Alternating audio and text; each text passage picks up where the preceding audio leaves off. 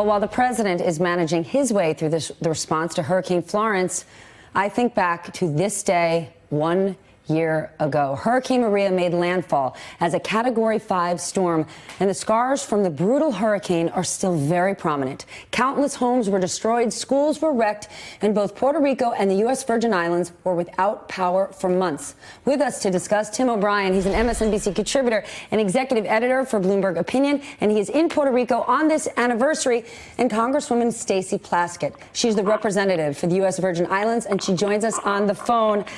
Tim, to you first. 1 year later, President Trump touts his response in Puerto Rico after Hurricane Maria, saying it was a win. You just wrote an article where you're saying that's not the case in terms of Puerto Rico. And we do have to put in perspective, Puerto Rico was, at least in terms of the power grid, in a compromised state before the storm hit.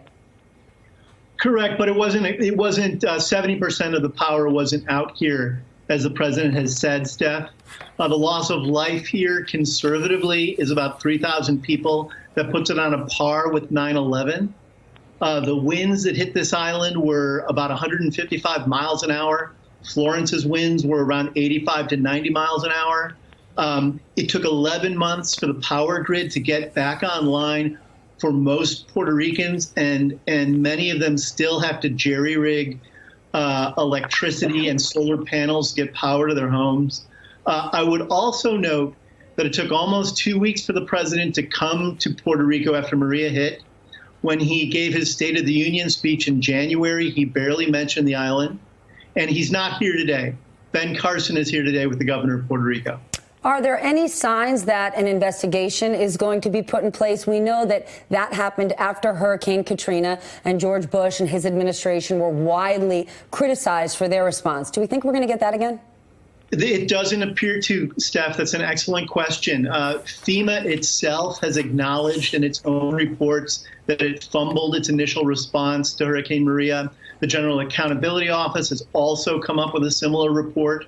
Both of those things would seem to suggest that Congress should look at both the dexterity and the muscularity of the Trump administration's response to Hurricane Maria, which by all objective accounts was lacking, probably by most accounts except for the president, which is why people here feel so frustrated. They're confronting a message from their fellow Americans in the United States that a volleyball over what the actual death count is more important than finding solutions.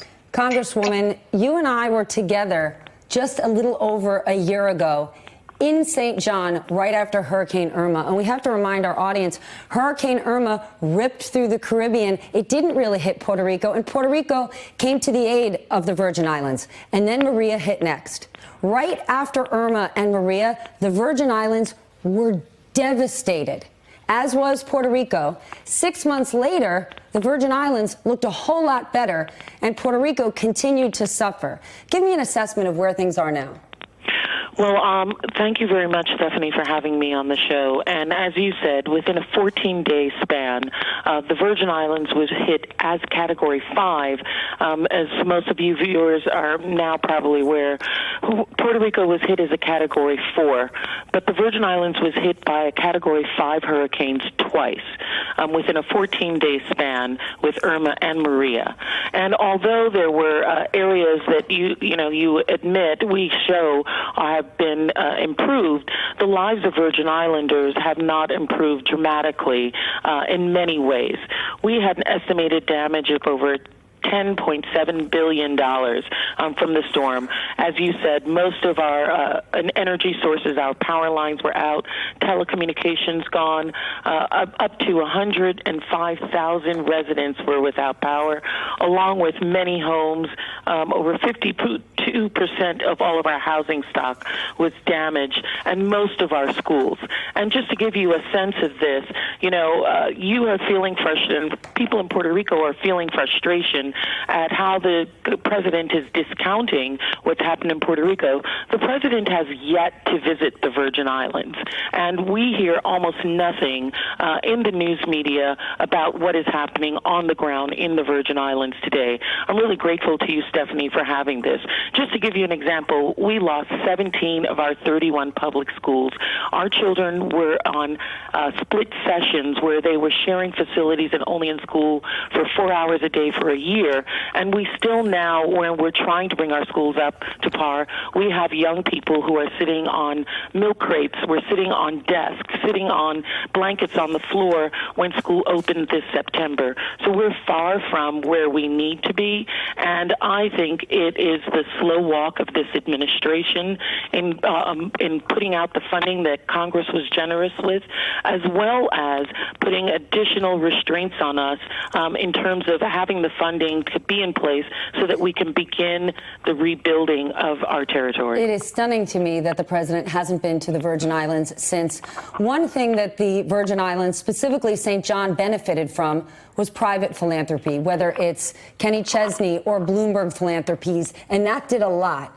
If you didn't have all of that private philanthropic support, if you had to rely on the U.S. government aid, where would you be? Well, we'd be in a sorry state right now. As you saw, Stephanie, when you came down to the Virgin Islands, it was Virgin Islanders who really supported each other. After Irma struck St. Thomas and St. John, it was the people of St. Croix and small boats and crafts that were going over to those islands to bring relief. We received a lot of support from our sister island of Puerto Rico. But then when Maria struck the island of St. Croix, which was left, that left us completely at a loss. But Virgin Islanders are really strong people. We're resilient. We rolled up our sleeves and took care of ourselves, and I think that's what you're seeing. We were able to get our power lines back up sometime after Christmas, but we're going to continue to need your help, and I'm really grateful for people like you, Stephanie, and MSNBC for continuing to highlight what's happening here in the Virgin Islands. Hey there, I'm Chris Hayes from MSNBC. Thanks for watching MSNBC on YouTube. If you want to keep up to date with the videos we're putting out, you can click subscribe just below me or click over on this list to see lots of other great videos.